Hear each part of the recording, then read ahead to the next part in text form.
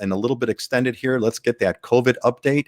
And my comment on this is hold your breath. It's a little bit hidden by the logo there, but it's hold your breath.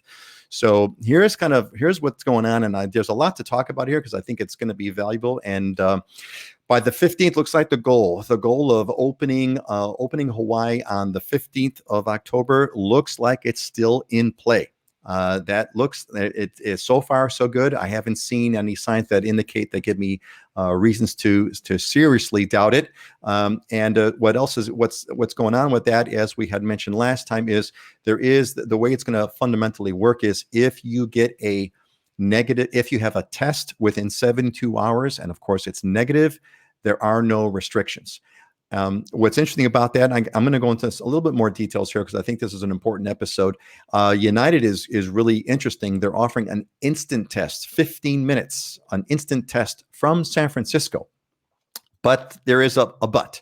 Let me go into a little bit more details here because I'm sure that people are going to ask. And by the way, folks, if you're watching, please throw the comments in. I'll try to take your questions as we can. I'm sure this is going to bring up a lot of questions for people.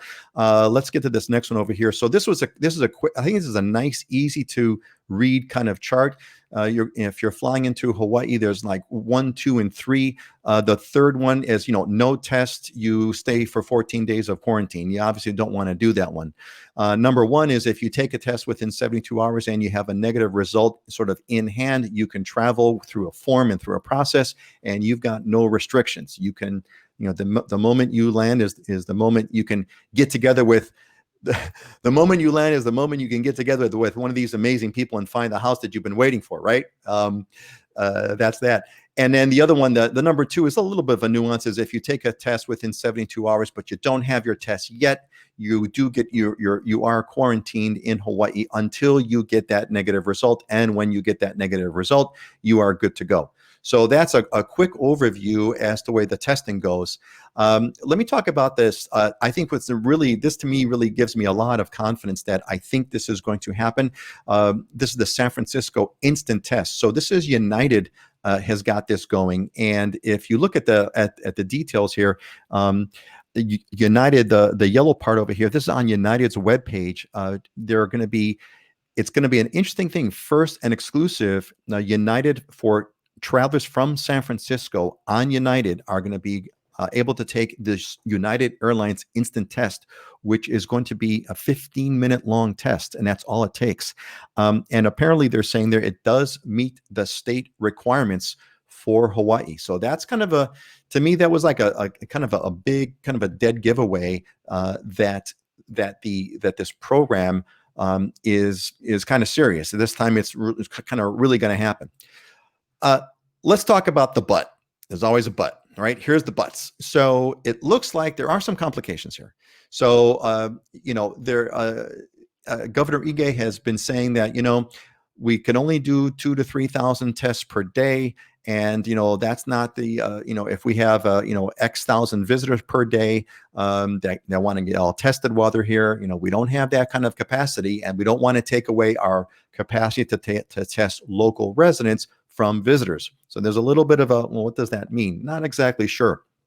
Interestingly enough, the islands, the counties, Kauai and Maui, they want to do a double test. They want to do a test within 72 hours after arriving, and then do a test again in a few days.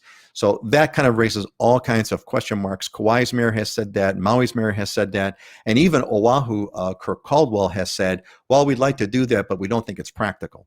So there's a couple of questions that give me the but on this thing. Again, not enough to throw it off, but it's not 100%, not everyone's on board with exactly the way it's going to happen. Lieutenant Governor Josh Green, he's the one that I think gives me, he's kind of saying, look, we got to open this up. We've got to open up Hawaii for economic reasons, and he feels confident, that we can handle the increase in cases. And he's not really that confident about, that the double testing that the neighbor island folks are, want to do is really going to be something that's going to be practical. So, summary on this is we'll know at the next show, because the show happens every 2 weeks. Next week will be the 16th, if I'm not mistaken. I may have the math wrong here. Our next show will be the 16th, which will be the day after. Looks like everyone wants this happening. Businesses here are at the breaking point, which is what the lieutenant governor has been saying. Hey, we got to get this thing going. We got to open it. Not everything has been figured out, and by next week we will know for sure. That's the COVID update. Does anyone have any stories about? We're going to talk about real. I want to get you folks real estate update in a moment, but before we kind of jump into that, I've been talking for a lot. Anything you folks want to chime in about what I've said? Anything you want to add? Any stories that you've heard? Anything you want to say? Let's just go around real quick. Dylan, is there anything that you've got that you want to add to this? You're muted. Unmute your thing, but I let Red say nothing. Go ahead.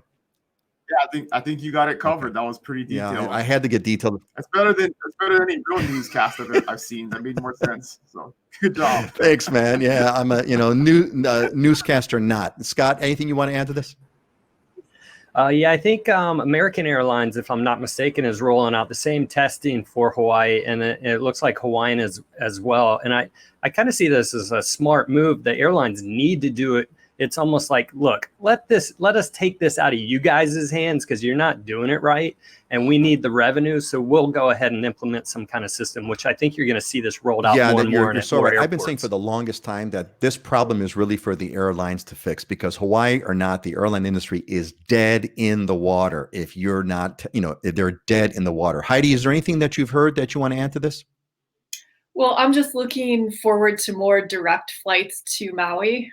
Because in the past we've been able to fly direct from the mainland to Maui, and through this period of COVID, most people have had to stop over in Honolulu, and then it adds another leg to the journey. So I'm excited to see there's more flights coming our way, and some people here are excited about the reopening, and some people are a bit tentative, just wait and see. So I think we just all have to wait and see what it's going to be. I would say wait until our next exciting episode. The truth will be revealed at our next exciting episode. Very true. So, Megan, do you have to be a resident of California? No, you don't. You just have to you have to go to the United website and log in through United for United side. I would think that Scott had mentioned American Airlines and Hawaiian Airlines. Go through the airlines to get the detailed information. But my understanding is it's going to be done at the airport. Whether or not you're a resident of California is irrelevant. I would recommend everybody go through the airlines of your choice and find out what the exact details are. United's got there's a lot of details on those websites.